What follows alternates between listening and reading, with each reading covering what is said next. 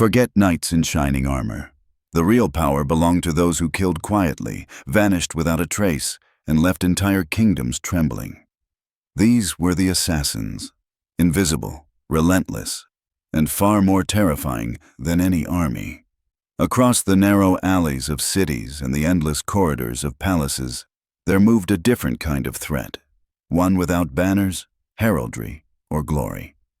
Assassins were not warriors in the traditional sense. They were storms hidden within men, trained to strike once, then vanish like breath in winter air. While rulers planned campaigns and nobles signed treaties under candlelight, something colder lingered behind every political shift, the silent promise that someone, somewhere, had already decided their fate. In kingdoms where betrayal walked in daylight and ambition whispered behind closed doors, not all disputes ended in battlefields or courtrooms. When diplomacy failed, or pride forbade surrender, there was always another path, quieter, faster, far more precise. A well-placed death could accomplish what 100 swords could not. A single disappearance could prevent war, crown a monarch, or destroy a name so thoroughly it would be spoken only in fear. The blade, when wielded in darkness, often changed more than decrees ever could. These assassins did not choose this life freely, nor were they born into privilege or position. Many came from hunger, from broken families, from lands scorched by war or torn apart by plague. Others were taken as children, shaped by hands that taught them silence, obedience, and the art of becoming invisible. From the moment they entered the shadows, they were stripped of everything that once made them human, memories, identity, even their names. What remained was not a person, but an instrument crafted with one purpose: to end a life when the time was right. Far from Europe, in the steep mountains of northern Persia, a fortress called Alamut stood like a wound carved into the stone. Within its cold walls, a sect of assassins known as the Nizari Ismailis trained under the eye of a man called Hassan-i-Sabai, a strategist feared by empires and respected by those who walked among his followers. They were not savages or zealots, as their enemies claimed, but scholars of death, loyal to an ideal that demanded patience, clarity, and absolute devotion. Each mission was sacred, each kill a calculated gesture within a larger vision. They did not serve kings or merchants. They served belief, no matter the cost.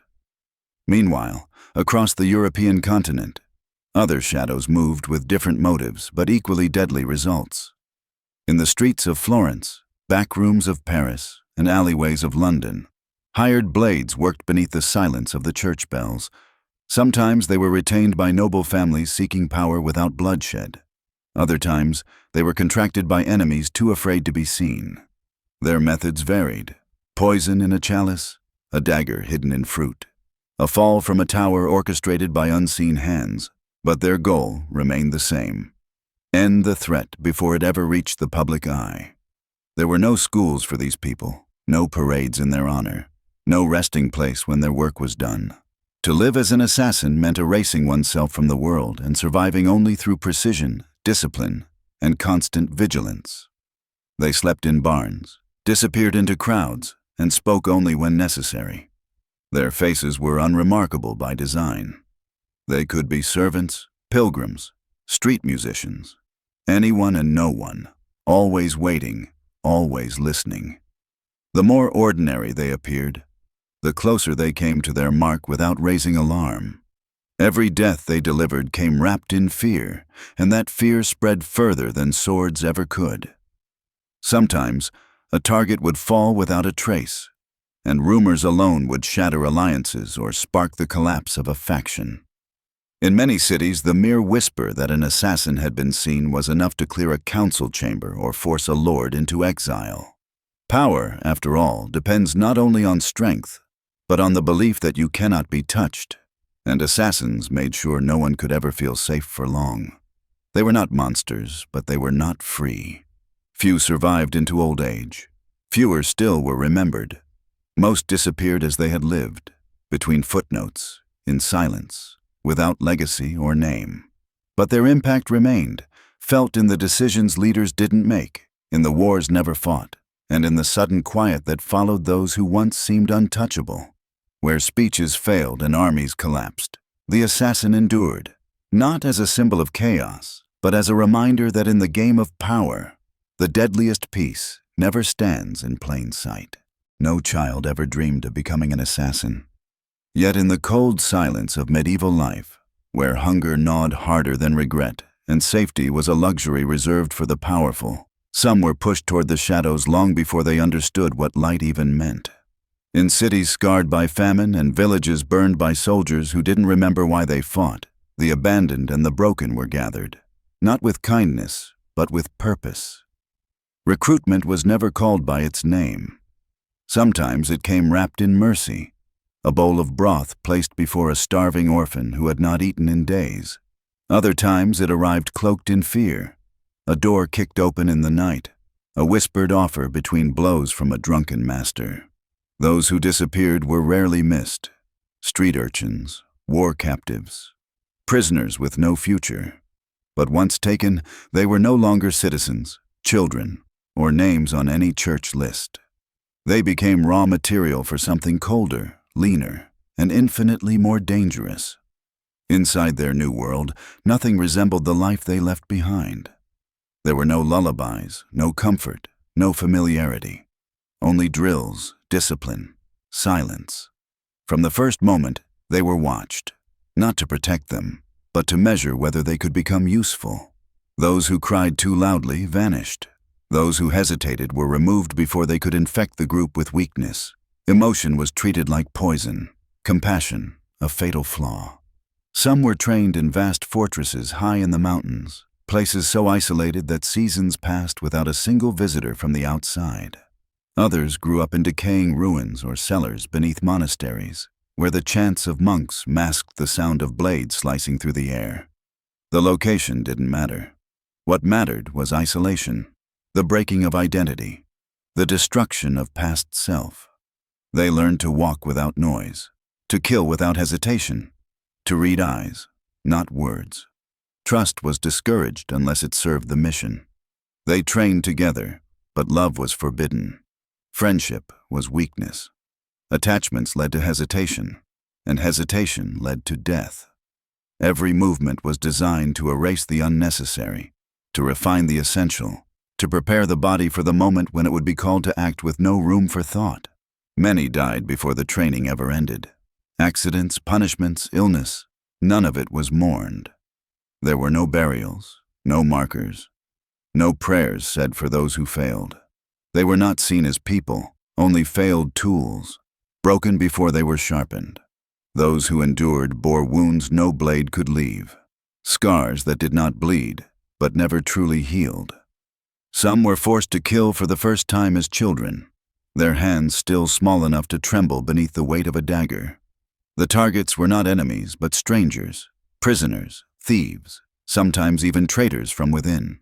It was a final test, not of strength, but of obedience. Once the act was complete, something inside them died. That absence was praised, even rewarded. The more hollow they became, the closer they moved toward mastery. But not all who entered the life did so from the bottom. In certain cases, the path began within noble bloodlines. Disgraced heirs, second sons, bastards hidden away to avoid scandal. Trained in secret, these individuals were granted knowledge their peers would never touch. Languages, statecraft, anatomy. They were prepared not to kill just anyone, but to eliminate men who moved nations with their signatures. Assassination at that level was not just physical. It was surgical, political, almost poetic. Regardless of background, the transformation was the same. Once recruited, their past was erased. Old names were forbidden. Childhood was buried, deliberately and without mercy. In its place rose something leaner, colder, quieter. A blade disguised as a man. A shadow with lungs and eyes. A force shaped to serve one purpose and disappear before anyone noticed it had arrived. Most never questioned the path. To question meant stepping outside the safety of obedience, and there was no returning from that. Those who doubted were not punished. They simply stopped being part of the story. To exist within the order was to become part of a greater silence, one that stretched across borders, wars, and languages. Their suffering meant nothing outside the mission. Their sacrifice was not for reward. There was no glory, no afterlife waiting to crown their loyalty. There was only the task, and the weight of knowing that, if they failed, no one would remember they had ever existed. No sword was ever forged in still water. To shape a human being into something as sharp, silent, and precise as an assassin required fire of a different kind. The kind that burns away identity, softens resistance, and remakes flesh into will. Training was not a phase. It was a transformation that few could endure without losing some essential part of themselves. From the first day, every movement was measured, every breath counted, every mistake punished not with pain, but with erasure. Instructors spoke rarely, but their silence weighed more than commands. Orders were delivered through gesture, glance, or ritual, never through raised voices or repeated instruction. If a trainee failed to understand, that failure was not corrected but replaced. They learned to walk as if their feet belonged to wind, not bone. Steps had to fall in rhythm with dripping water, creaking beams, or distant footsteps, any natural noise that masked their presence. Even breathing was retrained until it became soundless, invisible, absorbed entirely by stillness. To exist without being noticed was not a talent. It was a muscle trained into absolute obedience. Endurance mattered more than strength. They ran barefoot through forests filled with thorns, across icy rivers, over rooftops slick with rain. Hunger was constant, sleep was rationed, and warmth became a distant memory. The body had to learn how to obey the mission, not the flesh. Fatigue, fear, and pain were treated not as obstacles, but as illusions. Lies whispered by the weak to excuse failure. Weapons were introduced only after months of movement, silence, and observation. The first tool was never a sword or knife, but the eyes. Trainees were taught to study faces, read patterns, anticipate emotion. Every room had to be measured in seconds, exits counted, threats identified, blind spots noted. A successful kill began long before the blade was drawn. Success was never about force. It was about certainty. Daggers came next, small at first, then longer, thinner, faster. Precision replaced power. They learned to strike only once, never twice. The goal was not to fight. It was to finish. Some trained with poisons, carefully applied to needles, threads, or the tips of fingernails. Others specialized in strangulation, quick suffocation, or staged accidents that left no suspicion behind. Death was never dramatic. It was a moment swallowed whole by silence. Training wasn't confined to the body.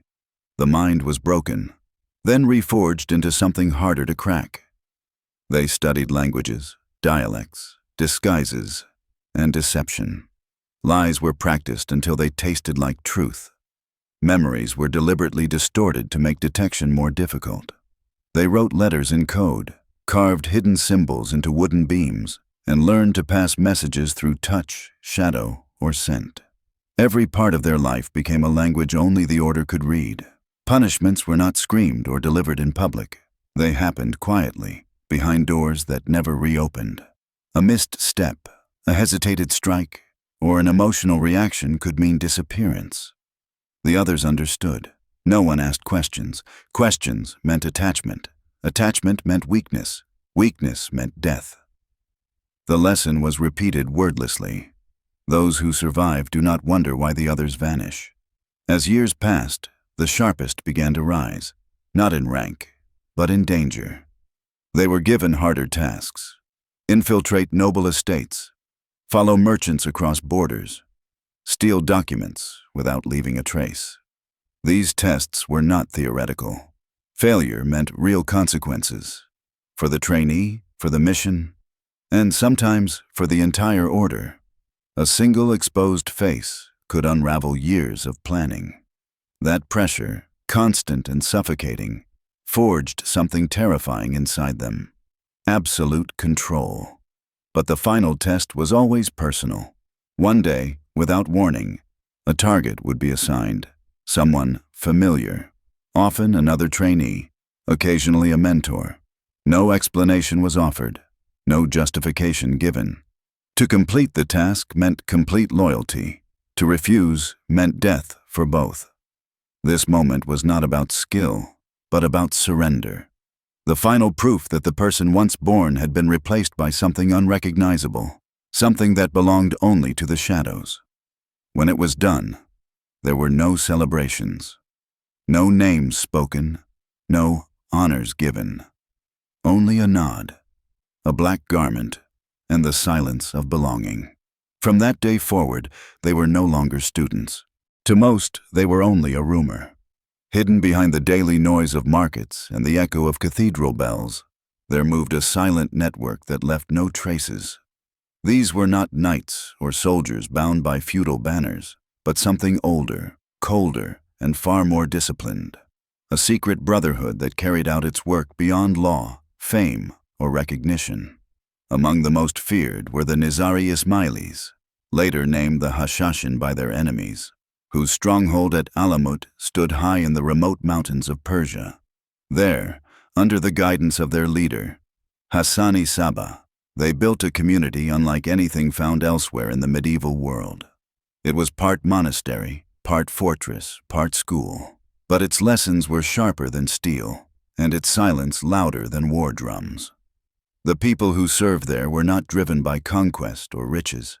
They were bound by a belief, not always understood by outsiders, that the preservation of their faith, identity, and community sometimes required more than words. Inside their secluded world, every action was part of a larger plan. Every decision weighed for its impact, every mission justified by a higher cause. Hassani Sabah himself became a symbol of clarity and purpose. He didn't lead with force or gold, but with the strength of conviction and strategic brilliance. Under his leadership, the Brotherhood developed an unmatched network that reached deep into the courts of sultans, empires, and cities. They didn't seek open war. Instead, they applied pressure at exactly the right moment, choosing targets whose removal could prevent bloodshed or shift power without full-scale conflict. In Europe, similar but less unified organizations operated in the shadows of cities like Florence, Venice, and Prague. These groups were often tied to noble houses, mercantile guilds, or secret alliances. Though they lacked the spiritual backbone of the Nizari order, they developed their own codes of discipline and secrecy. Their actions were typically transactional, shaped by politics and coin rather than ideology. But they followed their own logic and rituals just as strictly. Members of these networks often worked in layers. Some gathered information under the cover of trade. Others acted as couriers, transferring messages hidden within common goods. A few, selected for their precision and calm, were entrusted with the most delicate assignments.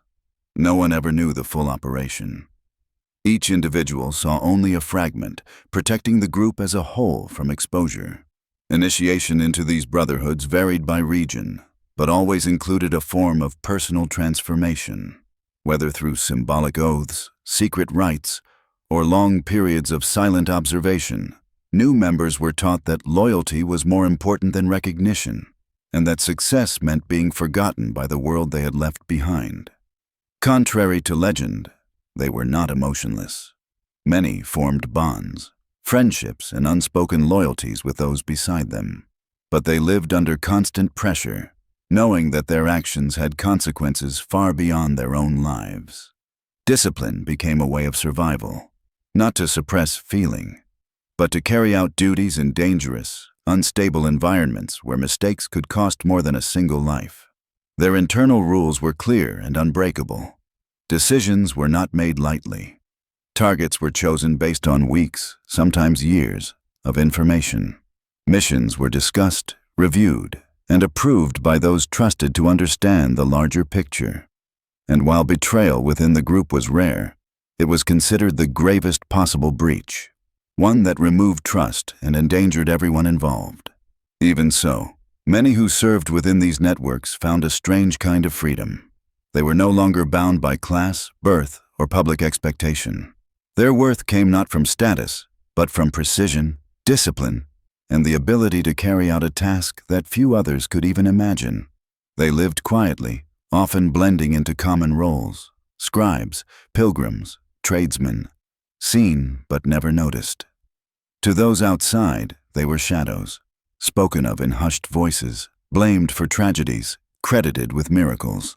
But within their own circles, they understood their role, not as villains, not as heroes, but as individuals entrusted with the burden of action in a world that often rewarded silence more than truth. Their legacy was never carved into stone, yet it shaped decisions in courts, shaped alliances across borders, and reshaped the future without raising a single flag. Where others relied on speeches, armies, and threats, these brotherhoods relied on timing, precision, and the quiet certainty that their presence, even when invisible, could tilt the balance of history itself. Assassins did not leave monuments. They left gaps, in power, in history, in memory. Some of the most decisive moments in the Middle Ages were not marked by grand battles or royal decrees, but by sudden silences, the kind left behind when a key figure vanished without a cry. Beneath the dust of forgotten cities and the stone of shattered castles, the truth remains buried. Assassins shaped the world not through noise, but through absence. The assassins did not target randomly. They selected individuals who stood at the center of chaos: commanders, advisors, fanatics, and peacemakers alike. Anyone whose life held the balance of 1,000 others. The objective was never to inspire terror for its own sake, but to protect a greater cause, even if that cause remained invisible to outsiders. In the courts of Europe, death came in quieter forms. A whisper in Florence led to a man collapsing mid-feast. In Avignon, a papal advisor vanished after a morning sermon, his body discovered days later in a canal, his robes untouched, his coin purse full. In both cases, no one was charged, no witnesses spoke, and no one dared investigate. The elegance of these kills was not in their violence, but in their silence, the perfect erasure of threat, without confession, without trace. Some missions required more than a single strike. In Sicily, an entire noble lineage was dismantled over 5 years. One poisoned at a wedding, another drowned in a hunting accident, a third found lifeless in a locked chamber with no sign of struggle. Behind it all, an unnamed guild ensured that no heir survived to challenge their client's claim. Power did not always change hands through coronation. Sometimes it moved quietly, hidden behind curtains and sealed doors, where no chronicler could record the real story. Even the church was not beyond reach. Though shielded by divine authority, certain bishops and abbots met untimely ends under circumstances too convenient to be divine. One died during prayer, his wine darkened by a substance that left no color, no taste, no evidence. Another fell from a monastery tower in what was deemed an accident, though the stairs had been scrubbed clean and no one could recall seeing him climb alone. These moments reshaped theology more than any council could, shifting influence from one faction to another with no declaration required. Not every kill altered the fate of nations, but each one sent ripples through the fragile structure of medieval order. Fear followed every strike. Rumors spread faster than truth, often magnifying the assassin's reach tenfold. A single death in a port city might delay a crusade, change a treaty, or collapse an alliance built over decades. That was the true genius behind their methods, not the act itself, but the consequence that followed it.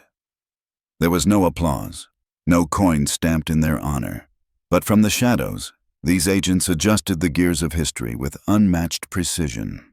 The battles chronicled in gilded manuscripts often began with their work, and ended when they chose to intervene again. What kings could not negotiate and armies failed to conquer, a single blade sometimes resolved in seconds. And when the dust settled, those left behind could only guess who had whispered death into history, and why. No sword can kill without being seen, but an assassin's greatest weapon was always invisibility. Their strength never came from force alone, but from the ability to become something or someone others never suspected. Where knights relied on steel and archers on range, assassins placed their trust in illusion, preparation, and perfect timing. The tools they carried were not designed to win battles. They were crafted to end them before they began. The blade was still central, but never ordinary. Short, narrow, easily concealed, and forged for speed rather than strength. It could slip through joints in armor or ribs beneath a cloak. Daggers were often curved or double-edged, chosen not for brutality, but for their ability to cut quickly and silently. Many were treated with herbs or substances that ensured a wound would be fatal even if it missed the heart. But weapons came in many forms. In some cases, a simple thread, carefully placed, could become a noose. A needle dipped in the right extract could take down a target in seconds. Thin vials of liquid tucked into sleeves were more dangerous than crossbows. Coins coated in subtle toxins were handed as bribes, disappearing into pouches before their purpose was ever suspected. These tools were designed not only to kill, but to confuse, delay, and mislead anyone who investigated after the deed was done. Disguises were just as critical. A successful assassin never looked dangerous. They entered castles dressed as gardeners, scribes, or candle-bearers. In marketplaces, they posed as beggars, apothecaries, or wandering monks. On ships, they passed as merchants' assistants or deckhands too busy to be questioned. Their goal was to disappear before the act, blend in during it, and vanish without trace when it was over. Some carried tools of transformation, simple dyes to darken skin, powders to age the face, patches of cloth sewn into robes to suggest rank or allegiance. A limp could be feigned with a small stone in the shoe, a stammer practiced until it became second nature. In moments of high risk, a mask was not worn on the face, but over the entire body. In the way one moved, the way one breathed, the way one stood still. Escape was not a plan made after the mission, but part of its design from the beginning. Windows were measured, doors counted, passageways memorized long before the strike. If cornered, they rarely fought their way out. Instead, they relied on misdirection, smoke flasks hidden in pouches, fire set to curtains or documents, a second garment layered beneath the first. Some escaped not by running, but by walking confidently toward guards while dressed as one of them. Their tools extended beyond the physical. They used time as a weapon, striking at dawn during prayer, or during crowded festivals when panic masked the retreat. Words became tools too, forged letters sent to call someone away, false messages left to sow confusion, rumors planted days earlier to distract those who might interfere. An entire village could be unsettled by a single phrase repeated in the right ears, at the right time. Many operated with partners who played supporting roles, one to block a doorway, another to spill wine at the precise second a strike occurred. These accomplices were often unseen, but their contribution was essential. No assassin worked entirely alone. Behind each success lay a web of preparation, each strand pulled by someone who would never claim credit. And still, their most powerful weapon remained discipline. All the steel and poison in the world meant nothing without control. Control over the body, the voice, the face, the heartbeat. In the final moment, when doubt could destroy the entire operation, they acted with precision earned through repetition, not emotion. Their hands did not shake. Their minds did not wander. Their pulse remained steady, even as the world around them erupted into noise. They left nothing behind, no dropped cloth, no misplaced coin, no trace of their true identity. If a name was ever spoken aloud, it was never theirs. And if someone caught a glimpse, it was often too late for the information to matter. They mastered the art of subtraction, not just removing people, but erasing presence, removing evidence, and undoing suspicion.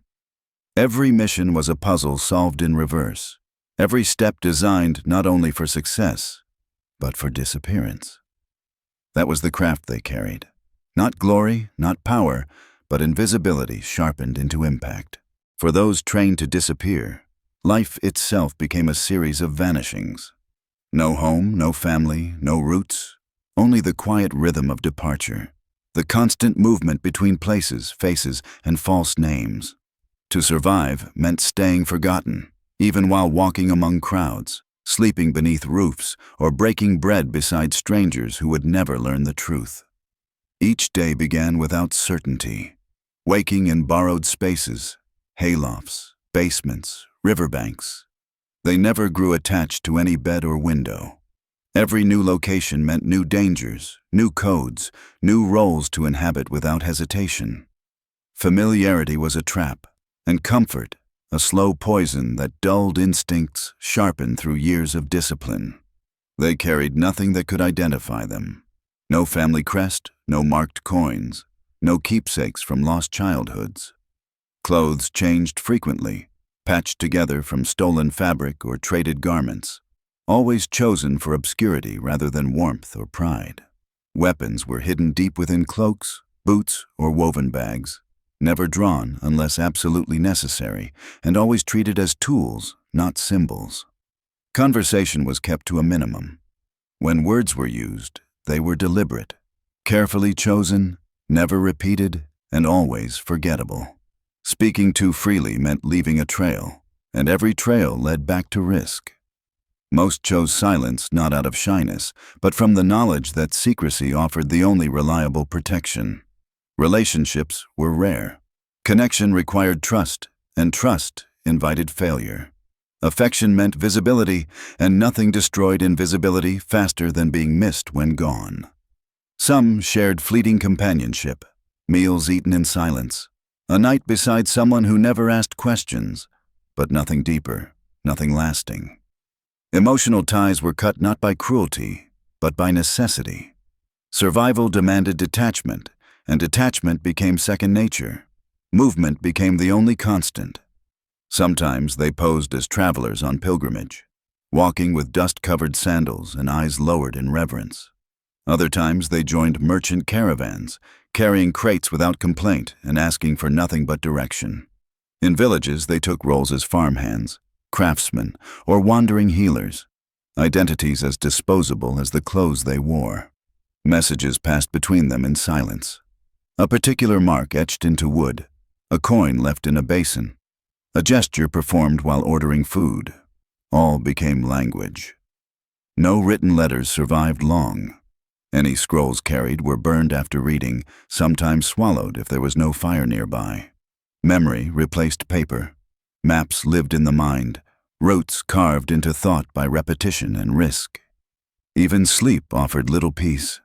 They rested lightly, often in shifts if traveling with others. One ear stayed tuned to footsteps, one eye always near waking. They never removed their boots, rarely unbuckled belts, always prepared to vanish within seconds of disturbance. Dreams rarely came. When they did, they brought memories best left buried. Their health suffered. Constant movement, poor diet, and untreated wounds left behind bodies aged far beyond their years. Joints stiffened, eyesight faded, fevers lingered longer than they should, and yet few sought help. To enter a healer's hut was to risk recognition. Instead, they relied on herbs, whispered cures, or the quiet mercy of time. Their value was measured not in coin or praise, but in silence. Missions completed without mention, secrets kept without reward, lives saved or redirected by actions no one ever saw. And that was the hardest truth of all: to do everything right and remain invisible, to make history turn and never be remembered for it. Many died alone, not in glorious battles, but in silence, their names unknown, their bodies left in forests, ruins, or alleyways where only shadows bore witness. No songs were written for them. No graves were marked with stone, and yet their impact endured, woven into treaties never broken, rulers never crowned, wars never fought because one person vanished at the right moment. Some questioned the path in the final years, wondering if the silence had been worth the years given to it. But the Brotherhood never promised legacy, only purpose. Not immortality, but precision. Not admiration, but results. They had lived not for recognition, but to ensure certain things never happened, outcomes quietly erased before they could begin. And so they continued.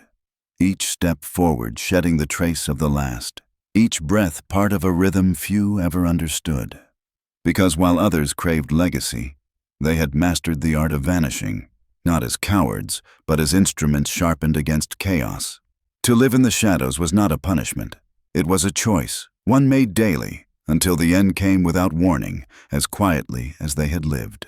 No power lasts forever, not even those forged in secrecy. For centuries, assassin networks thrived in the dark, influencing events that shaped kingdoms and shattered dynasties. But as the world changed, so did the tools of control. Walls grew taller, rulers more cautious, and enemies more organized. The shadows where assassins once moved freely began to shrink beneath the weight of progress, suspicion, and fear. The beginning of the end came not through battle, but through betrayal, not always by individuals, but by time itself. What had once been seen as necessary began to look dangerous. Rulers who once relied on silent blades to resolve conflicts started fearing the same weapons would eventually turn against them. Loyalty, once unquestioned, became a liability in the eyes of men who trusted no one. In the East, the fortress of Alamut stood for decades as a symbol of untouchable precision. Its walls had repelled countless invaders. Its legend kept kings awake at night. But in 1256, the Mongols arrived, not with whispers, but with fire. Hulagu Khan, brother of the great Khan, saw no use for compromise. Where others hesitated, he acted with overwhelming force. The Hashashin sent envoys, attempted negotiations, even performed symbolic acts of loyalty, but none of it mattered. Alamut fell not because its defenders were weak, but because the world had changed. Against siege towers and endless armies, stealth became useless. The Mongols razed the fortress, burned its libraries, and scattered its people across foreign lands.